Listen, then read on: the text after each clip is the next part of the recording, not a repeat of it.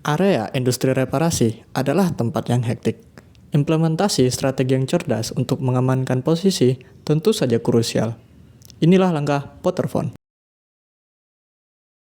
Oke teman-teman, sekarang saya sudah berada di depan Potterphone.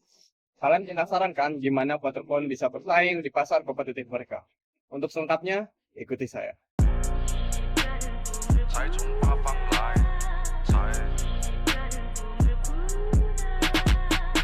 我们这辈老仔脖子上喜欢挂玉牌，香炉供台上摆，长大才开白黄牌。虔诚拜三拜，钱包里面多几百。一的是六合彩，男的是等合牌。来财，来。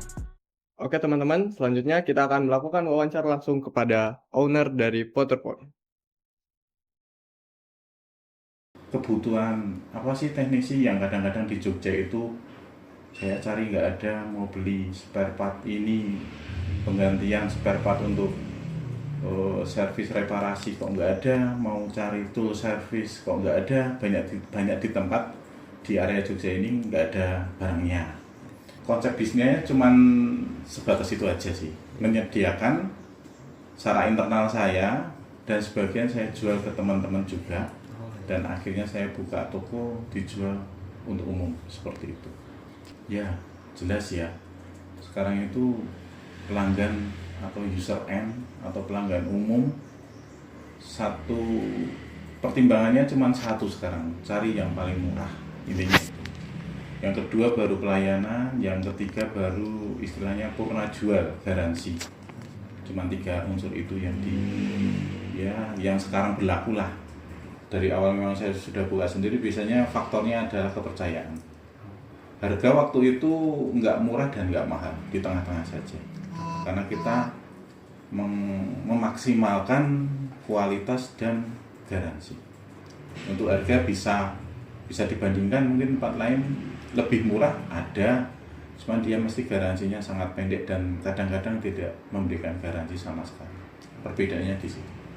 Nggak diganti, ya nggak diganti. Kalau diganti yang ngomong apa adanya, sesuai estimasinya, sesuai estimasi kerusakan, estimasi harga, terus si pelanggan butuh estimasi waktu. Cuma 3 unsur itu.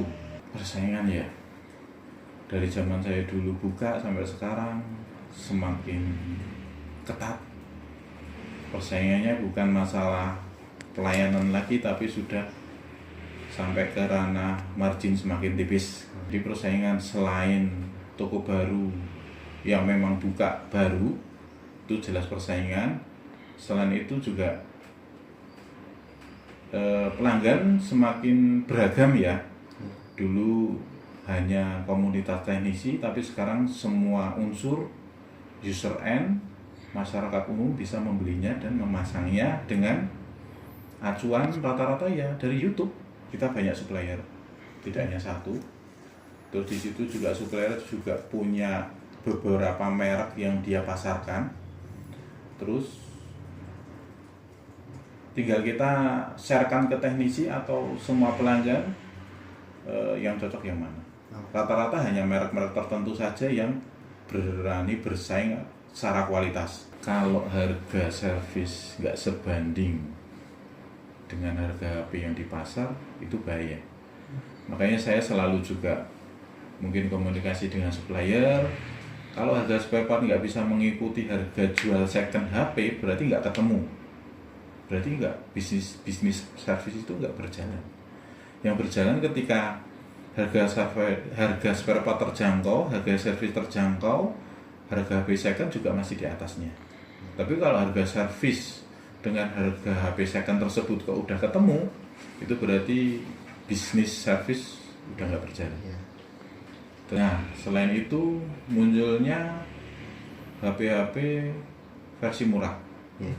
Walaupun itu sebenarnya hanya di awal ya. Setelah itu dia juga pasti harganya normal. Sampai saat ini sih belum terbukti servis tergerus dari pasar HP-HP murah, belum terbukti juga. Karena rata-rata yang terjual memang HP-HP yang brandnya sudah ada di pasar. Oke teman-teman, jadi begitulah implementasi manajemen strategik Potterphone ke proses bisnis mereka. Setiap pelanggan yang pulang dan senyum, itulah kemenangannya. Sekian, terima kasih.